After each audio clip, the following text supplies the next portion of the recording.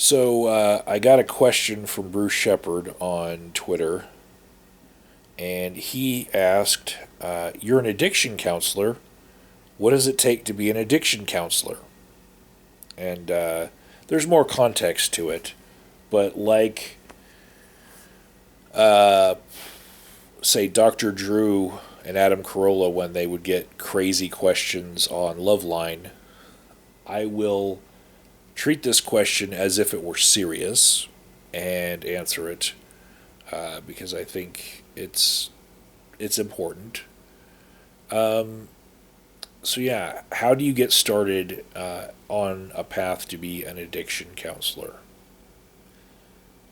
Well, the best answer is it's different in every state, and you got to look up the path to being an addiction counselor, or even if there is a such thing in your neck of the woods, because the certification process is not standardized among the states at all. Some of them have licensed professions for it, some of them don't.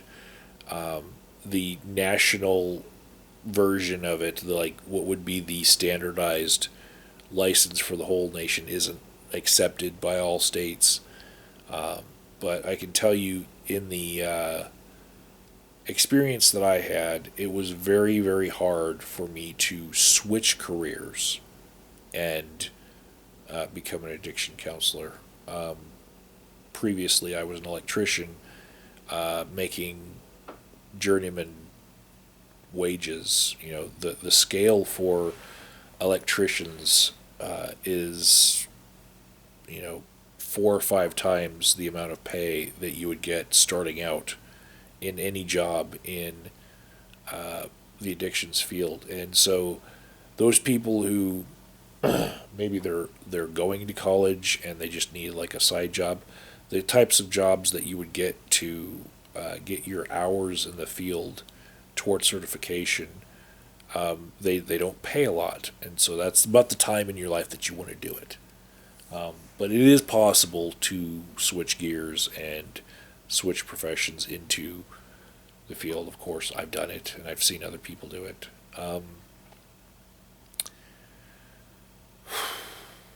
In the Colorado system, there are 4 levels of uh, addiction counselor, but it all starts with the first step here is if you're going to start accruing hours towards being certified before you even get to step one, like the first stage of being an addiction counselor, you have to be a registered psychotherapist. And this is a thing that a lot of people don't understand, that it's like the first step, the beginning. It's not like psychotherapist is like the end goal. It's actually the first step in the Colorado system. You become a registered psychotherapist because in order to start, you know, just helping out with somebody else's classes and watching what they're doing, you have to be represented by an ethical board, you know, in case something goes wrong. And so the registered psychotherapist board would take complaints from anyone who was a registered psychotherapist working in a myriad of fields. Like, you could be trying to get your licensed marriage and family therapist license. You could be trying to become a licensed clinical social worker. Any of those. Uh, and it, you could be in a place where they require you to be a registered psychotherapist. Now, what that entails is you have to pass a test about ethics that is kind of like the bar exam for lawyers. It's easier, but the concept's the same. And it's all about the ethics of working in behavioral fields. Um, After you pass that, you're allowed to accrue hours on a job towards becoming certified addiction counselor 1 here in the state of Colorado. And that would take 1,000 hours of experience and like 8 classes that many people have to pay for out of pocket. And a lot of times people take jobs where they're unpaid. They're unpaid interns in order to get that 1,000 hours.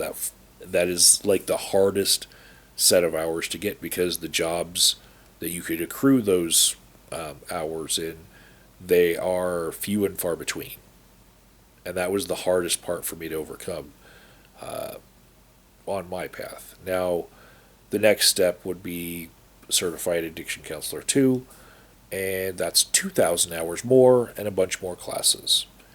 And then certified addiction counselor 3 is another 2,000 hours of work on top of that, and then you have to have your bachelor's degree and pass a national exam, and we'll get to that. And the fourth level in the Colorado system is LAC, which is licensed addiction counselor, and that requires a master's degree. And if you collected all of the hours all the way up till CAC 3, you wouldn't need any more hours in order to get LAC. But if you started out with a master's degree before you started accruing hours, there's kind of an hours discount because you get to skip CAC 1 and go to CAC 2. So there's like 1,000 hours that you wouldn't have to get. But here are the differences between them. CAC 1 can co-facilitate groups. Basically, somebody with a higher certification has to be in the group with them. It's like a teacher's aide.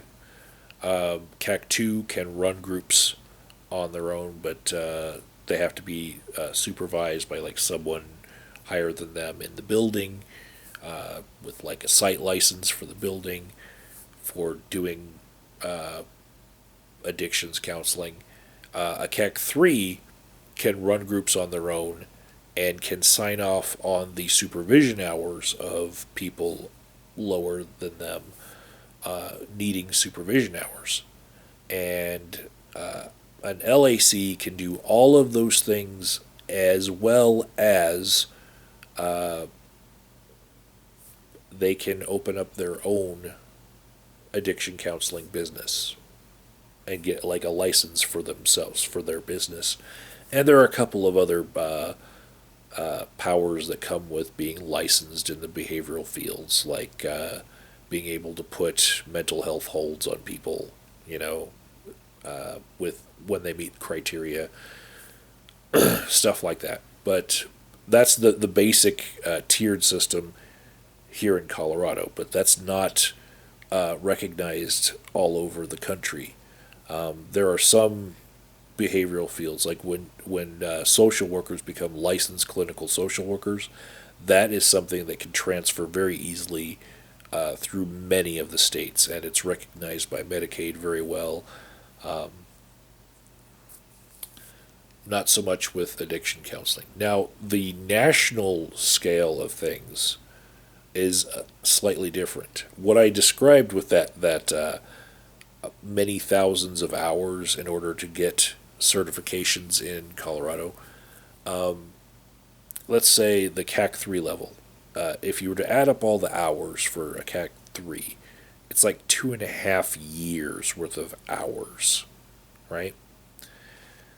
On the national level, the first step is called NCAC 1, and that takes 3 years to get. And then the second step is NCAC 2, and that takes another 3 years worth of hours to attain. So you're like 6 years into it before you get the second level, which requires a bachelor's degree as well. And then the next level above that is master addictions counselor, and that requires a master's degree and passing a test. All three of those require passing a test, and a bunch of other hoops to jump through. But that's the basic idea there. So the national standards, some of them are a little bit stricter than the state level standards here in Colorado. But I'm okay with that because the field is short on people, and there are drug crises going on, especially the opiate crisis. There's a boom of meth, in the state, and yeah, we need more people. I see job openings all the time, and one misconception I think people have when they think about the behavioral sciences is they think that you need a master's degree, like say in psychology, in order to start working.